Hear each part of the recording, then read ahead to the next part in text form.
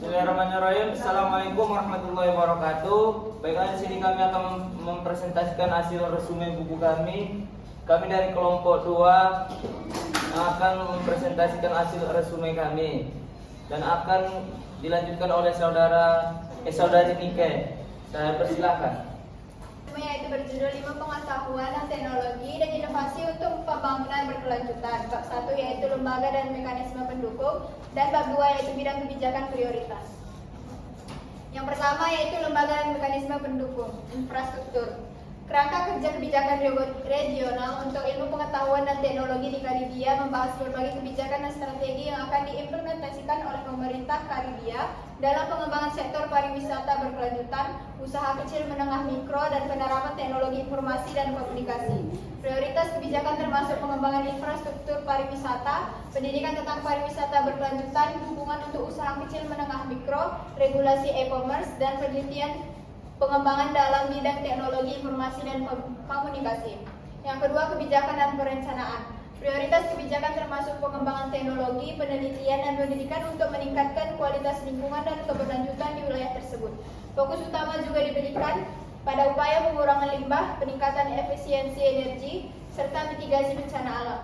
Pemerintah Karibia akan memprioritaskan pengembangan sektor pertanian dan pangan, serta bidang bioteknologi dan keamanan hayati melalui investasi dalam penelitian dan pengembangan ilmu pengetahuan dan teknologi. Mereka juga akan memperkuat kerangka kerja regulasi dan hak kekayaan intelektual untuk mendorong inovasi dan daya saing industri pertanian.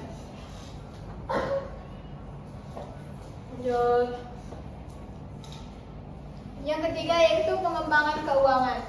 Yang pertama, pengembangan intensif untuk kegiatan penelitian dan pengembangan. Yang kedua, pembentukan sistem pembiayaan yang efisien dan fleksibel untuk kegiatan pengembangan dan penelitian dan pengembangan bisnis.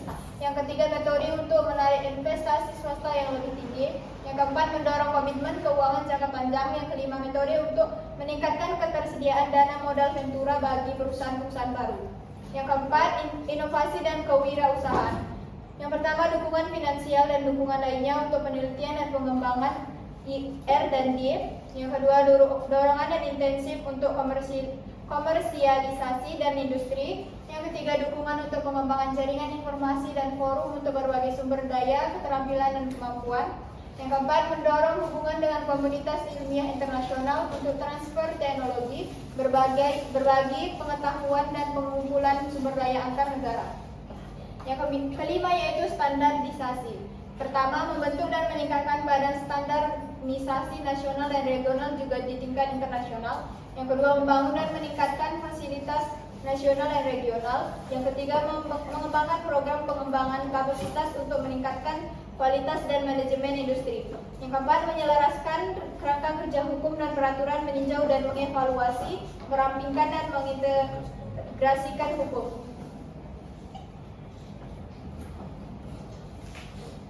Next. Selanjutnya akan dibawakan oleh saudari Sipa. Yang keenam, sumber daya pengembangan manusia.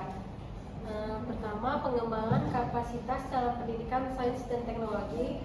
Yang kedua, pengembangan kapasitas di semua bidang kebijakan prioritas.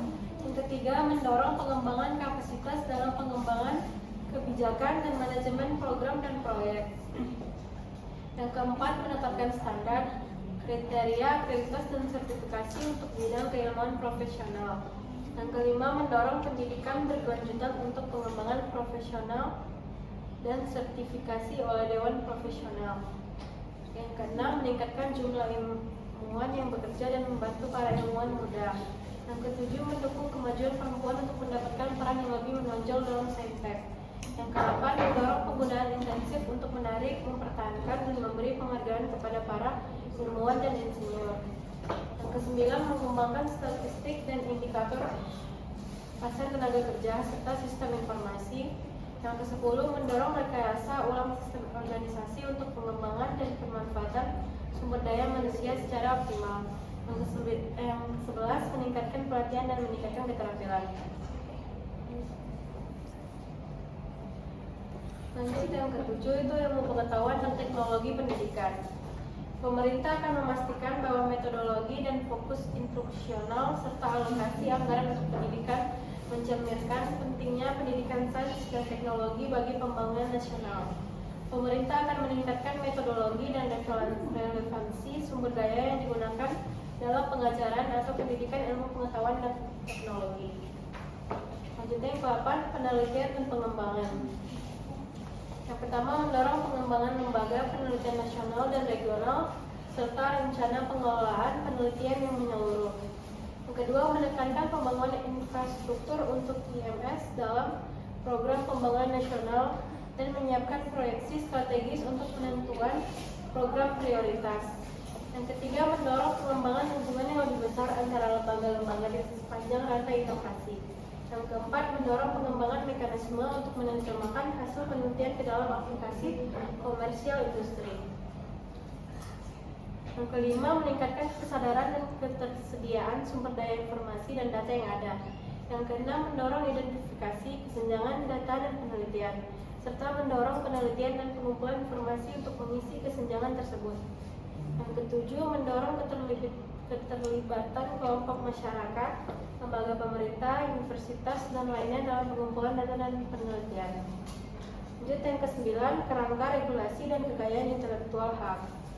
Pemerintah juga akan mengambil tindakan untuk memastikan bahwa rezim peraturan untuk hak cipta dan paten semua bidang kebijakan prioritas, terutama lingkungan dan kesehatan, serta standar kinerja dan kompatibilitas produk dimodernisasi melalui renovasi legislatif, peraturan yang efisien, dan prosedur yang disederhanakan. Peraturan yang dikembangkan dengan baik berfungsi untuk merangsang inovasi, meningkatkan daya saing industri, dan mengurangi litigasi, dan harus didasarkan pada ilmu pengetahuan yang baik dan standar internasional.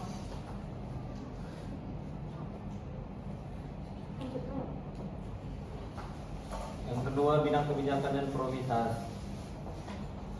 Yang pertama, sektor pertanian dan pangan sektor.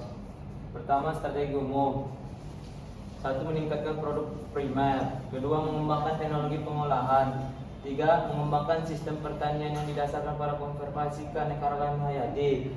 Empat, mempromosikan proyek percontohan dan kesadaran akan industri herbal. Lima, mempromosikan sistem pendukung teknologi komersial yang tepat. 6. Mendorong peningkatan layanan pengiriman di Karibia. Selanjutnya adalah prioritas kebijakan. Yang pertama, memberikan perlindungan terhadap sumber energi dan makanan. Yang kedua, menyediakan penggunaan spesies dan teknologi alternatif. Yang ketiga, mengembangkan praktik-praktik pertanian terbaik. Yang keempat, membangun interaksi antara ketahanan pangan. Yang kelima, menjalin hubungan dengan keamanan pangan di sektor kesehatan.